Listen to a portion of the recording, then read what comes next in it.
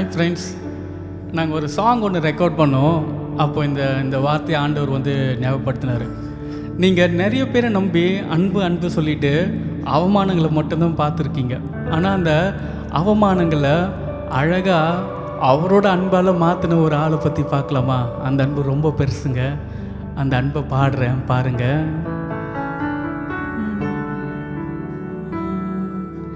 அன்பைனும் கயிறினால் இழுத்து கொண்டு அழகால் அவமானங்கள் மாற்றினே, தீராத தயவினால் தழுவிக்கொண்டு என் வாழ்க்கையின் ஆதாரமாய் மாறினே.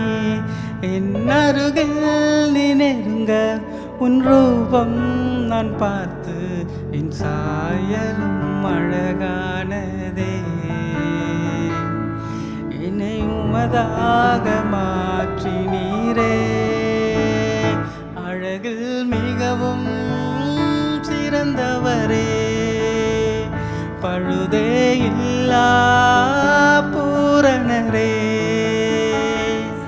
உங்க அன்பிற்குள் தொலைந்து போன உங்க நினைப்பால உயிர் வாழுற பூரண அழகே. அன்பே என்னை சுவே, அழகே என்னை சுவே, அழகில் நான் மூழ்கி போகிறேன். அன்பே என்னை சுவே, அழகே என்னை சுவே, அழகில் நான் மூழ்கி போகிறேனே.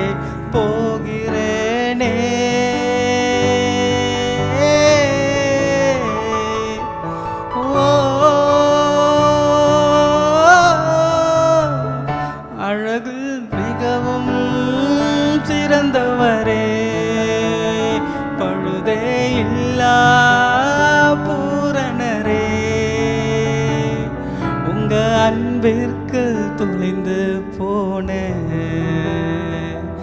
உங்க நினைப்பால உயிர் வாழுற பூரண அழகே. விவரிக்க முடியா பூரண அழகை வர்ணிக்க வார்த்தை இல்லை. ஆராய்ந்து முடியா அளவில்லா அன்பை நினைத்தாலும் போதவில்லை.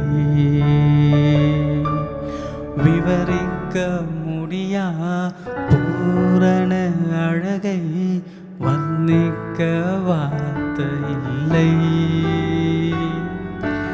ஆராய்ந்து முடியா அளவில்லா அன்பை நினைத்தாலும் போகவில்லை. ஆமாம் ஃப்ரெண்ட்ஸ், அவரோட அன்பை நினச்சிங்கன்னா உங்களுக்கு சகலமும் கிடைக்கும். அந்த அன்புக்கு ஈடு எந்த அன்புமே உங்களால் கொடுக்க முடியாது. அதாவது நிகரே இல்லாத ஒரு அன்பு சொல்லுவாங்களே, அந்த அன்பு தான் அவரோட அன்பு. நீ எவ்வளோ அவமானப்பட்டிருக்கலாம், நீ இந்த நேரத்தில் கஷ்டப்பட்டுருக்கலாம், எனக்கு ஒன்றுமே இல்லைன்னு நினச்சிருந்துருக்கலாம், இவங்க என்னை கஷ்டப்படுத்திட்டாங்க, என்னை ரொம்ப அவமானப்படுத்திட்டாங்க, இவங்களை நான் ரொம்ப நம்பினேன்னு நினச்சிருக்கலாம். ஆனால் ஆண்டவர் சொல்கிறாரு, என்னோட அன்புனால உன்னை கட்டி நான் இழுத்துருக்கேன், இந்த அன்புக்கு நிகர் ஒரு அன்பு இல்லை சொல்லிட்டு ரொம்ப அழகாக அந்த பூரண அன்பை நம்மளுக்காக கொடுத்துருக்காரு. அந்த அன்பில் நிலைத்துன்னு இருக்கலாம். கடவுள் உங்களை ஆசீர்வதிக்கட்டும். ஆமென்.